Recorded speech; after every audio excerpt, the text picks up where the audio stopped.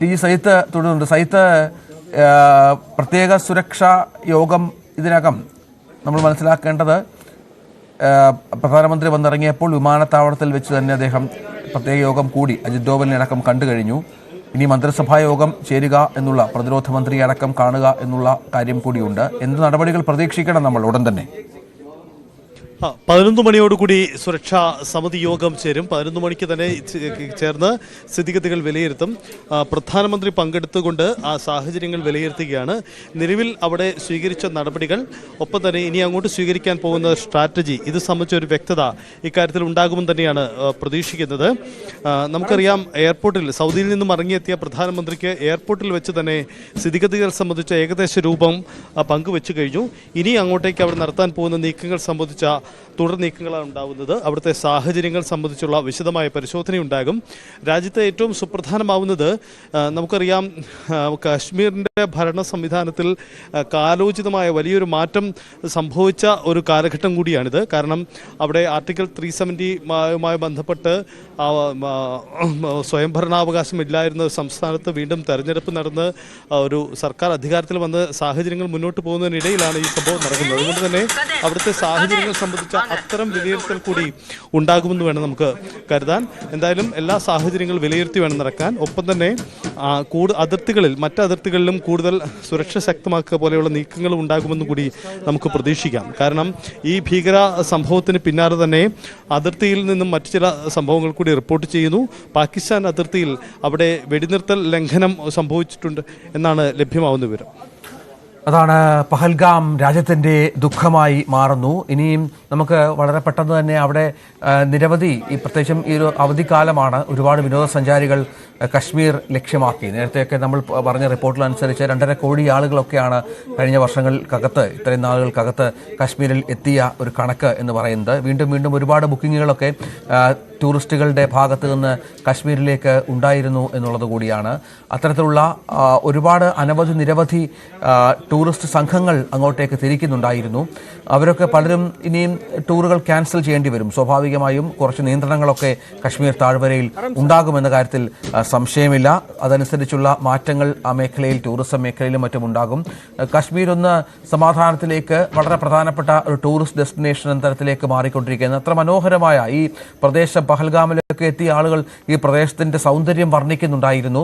വളരെ മനോഹരമായ ഒരു സ്ഥലം, കുതിരപ്പുറത്ത് അല്ലെങ്കിൽ കാൽനടയായി മാത്രം എത്തിപ്പെടാൻ പറ്റുന്ന ഒരു പ്രദേശം, മനോഹരമായ ഒരു താഴ്വര, കാണാനും സൗന്ദര്യം ആസ്വദിക്കാനും ഒക്കെ നിരവധി സ്ഥലങ്ങളുണ്ട് ആ മേഖലയിൽ. എല്ലാവരും കശ്മീരിലെത്തുന്നവരെല്ലാം സ്വാഭാവികമായും ഈ സ്ഥലത്ത് എത്തിയതിന് ശേഷമാണ് മടങ്ങുക. ഇതുമായി ബന്ധപ്പെട്ട് അനുഭവങ്ങൾ നിരവധി പങ്കുവെക്കാനുള്ള ഒരുപാട് മലയാളികൾ കൂടി ഉണ്ടാവും എന്ന കാര്യത്തിൽ സംശയമില്ല. കാരണം അത്രത്തോളം മനോഹരമായ ഒരു സ്ഥലം കൂടിയാണ് ഇവിടം എന്നുള്ളതാണ് ഏറ്റവും പ്രധാനപ്പെട്ട കാര്യം. ആ സ്ഥലത്താണ് ഇത്ര വലിയ ഒരു ഭീകരാക്രമണം സംഭവിച്ചിരിക്കുന്നത് എന്നുള്ളതാണ് ഏറ്റവും ദുഃഖകരമായ കാര്യം. ഇവിടെ സാധാരണ നിലയിലേക്ക് ഇവിടം എത്തേണ്ടതുണ്ട്, മടങ്ങിയെത്തേണ്ടതുണ്ട്. അതിനുള്ള ശ്രമങ്ങൾ നമ്മുടെ സർക്കാരിൻ്റെയും നമ്മുടെ സംവിധാനങ്ങളുടെയും ഭാഗത്തു നിന്നുണ്ടാകും. അതിനു മുൻപ് ഈ ആക്രമണം വെറുതെ വിട്ടുകൂടാ. സ്വാഭാവികമായും അതിനുള്ള തിരിച്ചടി ഉണ്ടാകണം. അതിനുള്ള നടപടികൾ എത്രയും പെട്ടെന്നുണ്ടാകും. കാരണം ഇന്ന് പ്രധാനപ്പെട്ട യോഗങ്ങൾ ചേരുന്ന ഒരു ദിവസം കൂടിയാണ്. പ്രധാനമന്ത്രിയും ആഭ്യന്തരമന്ത്രി അല്പസമയത്തിനകം പഹൽഗാമിൽ എത്തുമെന്നാണ് മനസ്സിലാക്കുന്നത്. പ്രതിരോധ മന്ത്രിയുടെ സാന്നിധ്യത്തിൽ പ്രധാനമന്ത്രി യോഗം ചേരും. അവിടെയാകും നിർണായകമായ തീരുമാനങ്ങളും പ്രഖ്യാപനങ്ങളും ഉണ്ടാവുക. രാജ്യത്തോട് വെല്ലുവിളി ഉയർത്തിയ ശത്രുരാജ്യത്തിന് വളരെ കൃത്യമായ തിരിച്ചടി നൽകുമെന്ന കാര്യത്തിൽ യാതൊരു സംശയവുമില്ല. അതിനുള്ള നടപടിക്രമങ്ങൾ, ആലോചനാ യോഗങ്ങൾ കൂടുന്നുണ്ട് എന്നുള്ളതാണ് ഏറ്റവും പ്രധാനം. നമുക്ക് ആശ്വാസകരമായത്, ലോകരാജ്യങ്ങളെല്ലാം ഇന്ത്യക്കൊപ്പമാണ്. അമേരിക്കയും ഇസ്രായേലും സൗദിയും റഷ്യയും ഇറാനും ഒക്കെ ഇന്ത്യക്ക് നിർലോഭമായ പിന്തുണ അറിയിച്ചിട്ടുണ്ട്. എല്ലാ മേഖലകളിൽ നിന്നും പിന്തുണ ഉണ്ടാകുമെന്ന് ഡൊണാൾഡ് ട്രംപ് ഒക്കെ അതീവ ദുഃഖത്തോടുകൂടി പ്രതികരിച്ചു. വ്ളാഡിമിർ പുടിനും ഈ ആക്രമണത്തെ അപലപിക്കുന്ന സാഹചര്യം നമ്മൾ കണ്ടു. ഇത്തരത്തിൽ ലോകരാജ്യങ്ങളുടെ പിന്തുണ, സൗദിയിലായിരുന്നു പ്രധാനമന്ത്രി, 40 വർഷത്തിന് ശേഷം ഒരു ഇന്ത്യൻ പ്രധാനമന്ത്രി സൗദിയിലെത്തി. അവിടുത്തെ വളരെ പ്രധാനപ്പെട്ട യോഗങ്ങൾ ചേരുന്ന പശ്ചാത്തലത്തിലാണ് ഈ ആക്രമണം ഉണ്ടായത് എന്നുകൂടി ചേർത്ത് വെക്കണം. മറ്റൊന്ന്, അമേരിക്കയുടെ വൈസ് പ്രസിഡന്റ് വാൻസ് ഇന്ത്യയിലുള്ള സമയത്ത് കൂടിയാണ് ഈ ആക്രമണം ഉണ്ടായത് എന്നതും ഇതിൻ്റെ പ്രാധാന്യം, അല്ലെങ്കിൽ ഇതിൻ്റെ ആ ഒരു ദുരൂഹത വർദ്ധിപ്പിക്കുന്നു എന്നുള്ളതാണ് ഏറ്റവും പ്രധാനപ്പെട്ട കാര്യം. നമുക്കറിയാം, തഹാവൂർ റാണയെ ഇന്ത്യക്ക് വിട്ടുതന്നിട്ട് ഏതാനും ദിവസങ്ങൾ മാത്രമാണ് ആയിരിക്കുന്നത്. അമേരിക്കയ്ക്കുള്ള അതിലുള്ള മുന്നറിയിപ്പോ എന്ന തരത്തിലൊക്കെയുള്ള വ്യാഖ്യാനങ്ങളും മറ്റും വരുന്നുണ്ട്. ചെയ്യാനുണ്ട്. ഏതായാലും ലോകരാജ്യങ്ങൾ ഒറ്റക്കെട്ടായി ഇന്ത്യക്ക് പുറകിലുണ്ട് എന്നുള്ളതാണ് ഏറ്റവും പ്രധാനപ്പെട്ട കാര്യം. എന്ത് തിരിച്ചടിക്കും ലോകരാജ്യങ്ങളുടെ പിന്തുണ സ്വാഭാവികമായും ഉണ്ടാകും എന്ന കാര്യത്തിൽ സംശയമില്ല. അത്രത്തോളമാണ് കാര്യങ്ങൾ. ഇനിയും നമ്മൾ അറിയേണ്ടത് ഈ ആളുകൾ ആരെങ്കിലും ഈ പ്രദേശങ്ങളിൽ നിന്ന് അവരെ തിരിച്ചെത്തിക്കുക എന്നുള്ള നടപടിക്രമങ്ങൾ. സൈത്ത് കൂടുതൽ ഫ്ലൈറ്റുകൾ ഏർപ്പാട് ചെയ്തിട്ടുണ്ട് എന്നാണ് മനസ്സിലാകുന്നത്, ശ്രീനഗറിൽ നിന്നും കശ്മീരിൽ നിന്നും മറ്റും. അത് ഈ പറഞ്ഞതുപോലെ മറ്റ് സംസ്ഥാനങ്ങളിൽ നിന്നുള്ള ഒരുപാട് വിനോദസഞ്ചാരികളുണ്ട്. അവർക്കൊക്കെ എത്രയും പെട്ടെന്ന് നാട്ടിലേക്ക് തിരിച്ചു പോകണമെന്നുള്ള ആഗ്രഹമായിരിക്കും. അതനുസരിച്ചുള്ള ക്രമീകരണങ്ങൾ പൂർത്തിയായി വരികയാണോ? തീർച്ചയായിട്ടും ആ ക്രമീകരണങ്ങൾ ഒരുക്കിയിട്ടുണ്ട്. മാത്രമല്ല ഈ മൃതദേഹങ്ങൾ നാട്ടിലെത്തിക്കുന്നതിന് വേണ്ടിയുള്ള ഫ്ലൈറ്റ് ചാർട്ട് ചെയ്ത് കഴിഞ്ഞു. അതിനുള്ള ക്രമീകരണങ്ങളും ഒരുക്കിയിട്ടുണ്ട്. മലയാളിയായ രാമചന്ദ്രൻ്റെ അദ്ദേഹത്തിൻ്റെ മൃതദേഹം ന്യൂഡൽഹി വഴിയായിരിക്കും കൊച്ചിയിലേക്ക് കൊണ്ടുവരിക. അതിനുള്ള ക്രമീകരണം 11:30 അവിടെ നിന്ന് പുറപ്പെടും. അത്തരത്തിലുള്ള ക്രമീകരണങ്ങൾ നടത്തി. ഇതുപോലെ തന്നെ മറ്റെല്ലാ സംസ്ഥാനങ്ങളിലേക്കുമുള്ള യാത്രയ്ക്ക് വേണ്ടി ആ ക്രമീകരണങ്ങളെല്ലാം ഒരുക്കിയിട്ടുണ്ട്. കുടുങ്ങിക്കിടക്കുന്ന യാത്രക്കാരെ നാട്ടിലെത്തിക്കുന്നതിന് വേണ്ടിയും പ്രത്യേക സജ്ജീകരണങ്ങൾ ഒരുക്കിയിട്ടുണ്ട്. ഓരോ സംസ്ഥാനങ്ങളിലും പ്രത്യേക സുരക്ഷ ഈ ഹെൽപ്പ് ഡെസ്കുകൾ ആരംഭിച്ചതിന് പുറമെ തന്നെ മറ്റ് സംവിധാനങ്ങളും ഒരുക്കിയിട്ടുണ്ട്. കേരളത്തിൽ നോർക്ക പ്രത്യേക സംവിധാനം തുടങ്ങിയിട്ടുണ്ട്. കാരണം കുടുങ്ങിക്കിടക്കുന്ന മലയാളികൾ ആരെങ്കിലും ഉണ്ടെങ്കിൽ ബന്ധപ്പെടാമെന്ന അറിയിപ്പ് കൊടുത്തിട്ടുണ്ട്. അവിടേക്കും കോളുകൾ എത്തുന്നു എന്നാണ് മനസ്സിലാക്കുന്നത്. നമുക്കറിയാം കേരളത്തിലെ സാഹചര്യത്തിൽ ഇവിടെ അവധിക്കാലമാണ്. അതുകൊണ്ട് തന്നെ നിരവധി ആളുകൾ ഈ വടക്കേന്ത്യൻ സംസ്ഥാനങ്ങളിലേക്കും മറ്റും വിനോദ യാത്രകൾക്ക് വേണ്ടി പോയിരുന്നു. കശ്മീർ താഴ്വരകളിൽ നിരവധി മലയാളികളുണ്ട്. ടൂറിസം ഓപ്പറേറ്റർമാർ ഈ ദിവസങ്ങളിൽ കശ്മീർ കേന്ദ്രീകരിച്ച് നിരവധി ടൂറിസം പ്ലാനുകൾ നടത്തിയിരുന്നു. അങ്ങനെ എത്തിയ നിരവധി പേരുകളൊക്കെ അവിടെ കുടുങ്ങിക്കിടപ്പുണ്ട്.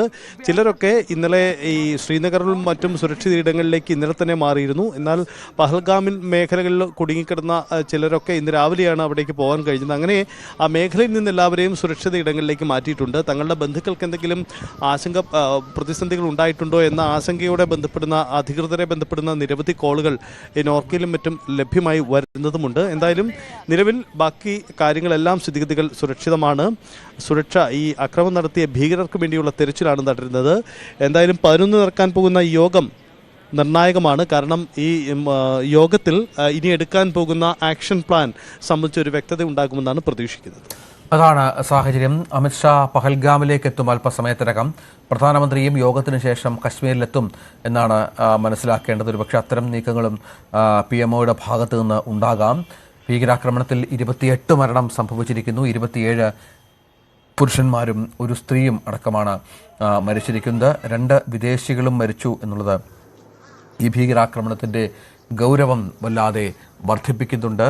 മൃതദേഹങ്ങൾ അവരവരുടെ വീടുകളിൽ എത്തിക്കുക എന്നുള്ള ഏറ്റവും പ്രധാനപ്പെട്ട നടപടിക്രമങ്ങളിലേക്ക് കാര്യങ്ങൾ കടക്കുകയാണ്. ശ്രീനഗറിലേക്ക് മൃതദേഹങ്ങൾ എത്തിച്ചു കഴിഞ്ഞു. പോസ്റ്റ്മോർട്ടം നടപടികളും ശ്രീനഗറിലാണ് ഉണ്ടാവുക. ഇടവേളയ്ക്ക് ശേഷം തിരിച്ചു വരാം.